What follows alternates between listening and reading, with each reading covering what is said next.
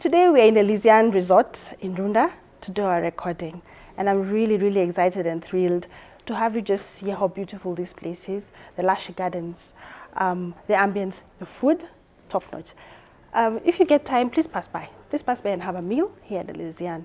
So today we also have a guest who has joined us today. She's a fistula champion, she's a friend, she's a sister. Please kindly introduce yourself. Okay, my name is Elizabeth Kache. I'm a fistula survivor, and I'm glad to meet you, Sharon. You have been of good help to me, and I know we will continue helping many mothers out there who are suffering from fistula and they are quiet, so we can reach out. Yes. So I know, Liz, we've shared about fistula over and over, right from that moment you reached out to share your story with me, and then we moved on to another level of support and surgery and the like. But because of our viewers who are here, who don't know you, who you are, just tell us at least a bit about yourself. Okay, thank you, Sharon. Okay, I'm a mother of 4. I was a wife, but when fistula came, that one was retrieved away from me. So fistula has done so many negative things in my life. It's a bad thing, but thank you for the foundation. It has helped me. I overcame fistula. I am a survivor, and I am really in need of reaching out to other women who are suffering in silence, because it's not something that you can even tell the community that you are suffering from. It is a very bad disease, and we really need to reach out to many mothers out there who are suffering in silence, because to me, it occurred to me when I was getting my child in childbirth, and since then my life has not been the same. It has really weighed me down. But as a mother, I would like to just tell the viewers, you need to support us. Many mothers are suffering out there in silence. Yeah. And they cannot be reached out. It takes 1 and 2 to reach out to those mothers. Okay, thank you so much, Kache. Once again, thank you for sharing your story in this platform. It's not easy to come out boldly and say you have fistula. Then again, it's not easy to be vulnerable and just be very candid about it. So could you just kindly tell us how you knew you had fistula? Okay. And what happened that caused the fistula? Okay.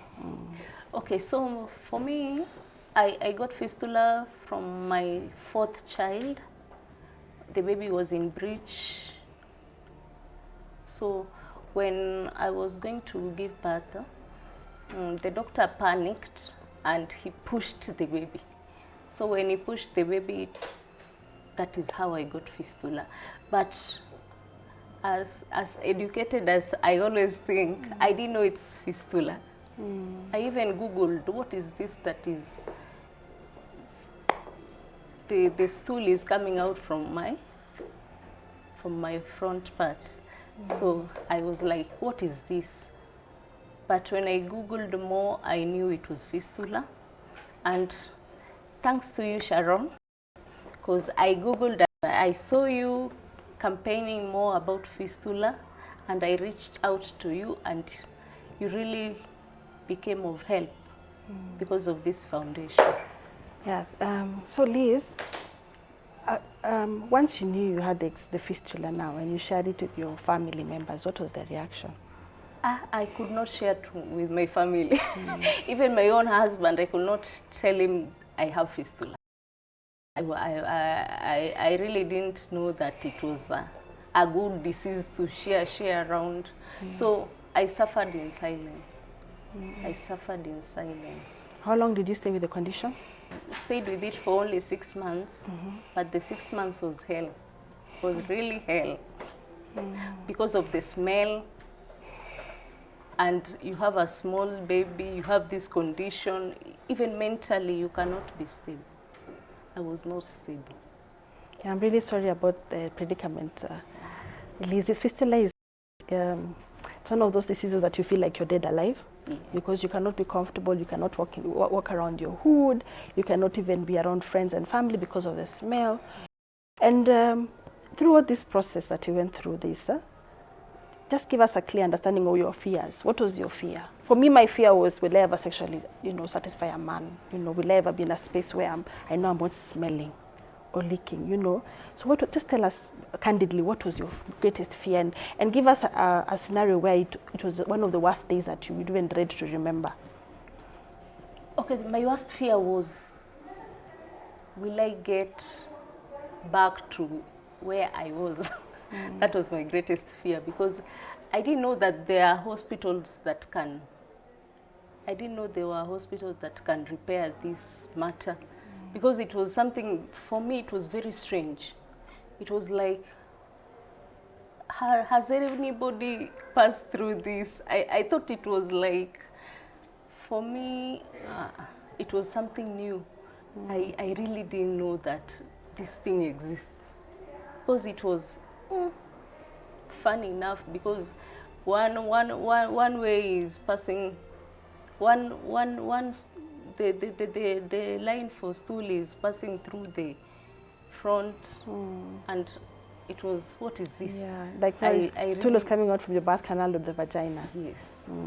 It was strange for me, and I didn't know there were doctors who are doing this. But when I go to the internet, it's like, it is there, and it can be corrected. And that was my joy, knowing that it can be corrected, and I survived. Oh, great. That was good. We thank God for healing. So at that point in time now, you realized you had the fistula, you reached out to me, I refer you to, tell us which hospital you went to, how you got the whole healing process till the point now when you went back, and how is it now at home, and the reality of transitioning between home and work. Okay. At some point, I was also losing my job, because when you're going back to work with this thing, you're searching which hospital to go. So when I reached out to you and you told me the hospital I should go and how I'll do it, that was the breakthrough that I got. Yeah, because I went to Jama Hospital where you told me. Then the doctors were so friendly. It was like, oh, you have come. No, we're expecting you, and this is this. I stayed in hospital for only 2 days. I was released. I stayed home. The recovery period was okay. And I was wondering, oh, so this thing is there, and I can survive. So at some point, I really encouraged myself, and I encouraged even other women to join us, because we are supporting so many silent women out there who they need our support, and we need to reach out. Yes. We need to reach out. Yeah. From your experience, would you say that women with fistula are affected emotionally, psychologically? Do you feel like a sense of trauma? Do you have some sense of fear of the unknown? What was your experience? My experience was anxiety and fear. Anxiety and because you cannot talk to people, because you don't know what is ailing you. So you cannot reach out, and even us Africans, some diseases are so personal. Yes, so me, I got a lot of fear. I could not talk. It's a taboo. In Africa, it's a taboo to even speak about the unspoken. Sexual conversations cannot be spoken about. No, in Africa, no. Not in Africa, I agree. So now you're here now, you've gone for surgery, you've done the surgery, the intense surgery, you're doing the healing process. Tell us a bit about your healing process, all the way to a point now when you feel like you're comfortable, and how was it? Were you able to sit and breastfeed your baby? Just give us details. Okay, so my healing process also, it was hectic, because that is when I lost my husband.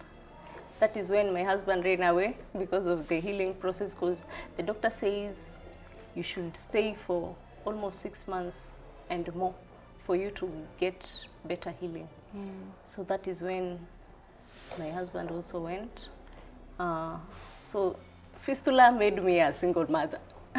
Fistula made me a single mother, and I'm glad, because it really taught me a lesson. Yes. Viewers, the reality on the ground is that fistula is real, and most women are ostracized. Even in the marginalized areas, you're told, you know what, you're leaking urine, you've been cast, you have a problem. So you'll find that women go back to their homes leaking urine and feces, their husbands move on, and you know, the emotional drain of healing a broken home, the emotional drain of having a condition that you don't know whether you'll be 100%, having in mind that there are some fistulas that don't get repaired. You'll find that women even go through 3 or 4 surgeries. So today's story is very touching. It's, you know, and you'd wonder, what is the role of a doctor in such a situation? Why would the doctor pull the baby when the baby is in breech? Wasn't there an option for CS?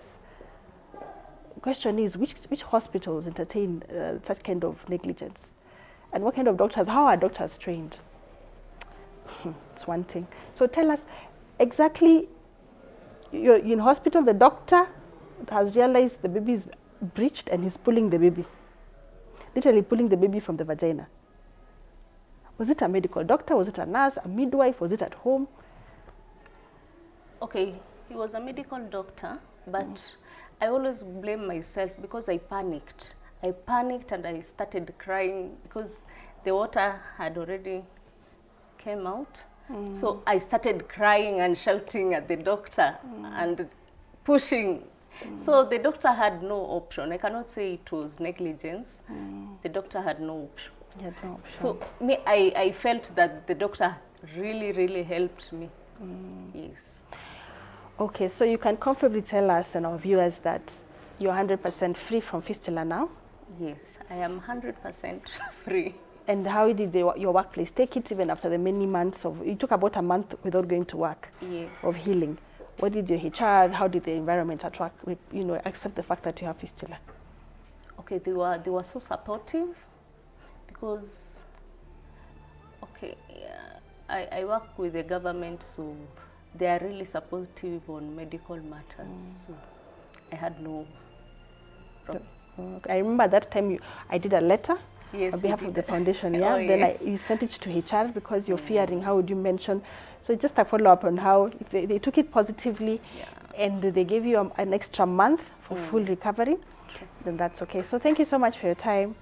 Thank you for joining us this series, and we hope that your story will inspire many. What should you tell a woman? Your camera is. What should you tell a woman who is going through the condition and who doesn't know who to tell? You don't even know where to start. You know, you don't even know if you've gone crazy, because there's no way you can be releasing stool from the vagina and uncontrollable leakage of urine. So tell a viewer, you know, inspire someone and tell them what they can do. Okay, women out there, let's not shy off about our problems. We need to talk to other women out there, because the foundation really helped me, so I know it will help you too. So don't keep quiet, just speak and you will get help. Thank you so much for coming, and I hope you definitely will inspire many. And yes, and we will continue our conversation with fistula in every space that you have. Thank you. So kindly watch our episodes on stories of strength and survival. Help out someone, help a sister, help a brother who wants to leave his marriage because of the condition. Share out there, subscribe our YouTube channel, Stories of Strength and Survival, and thank you.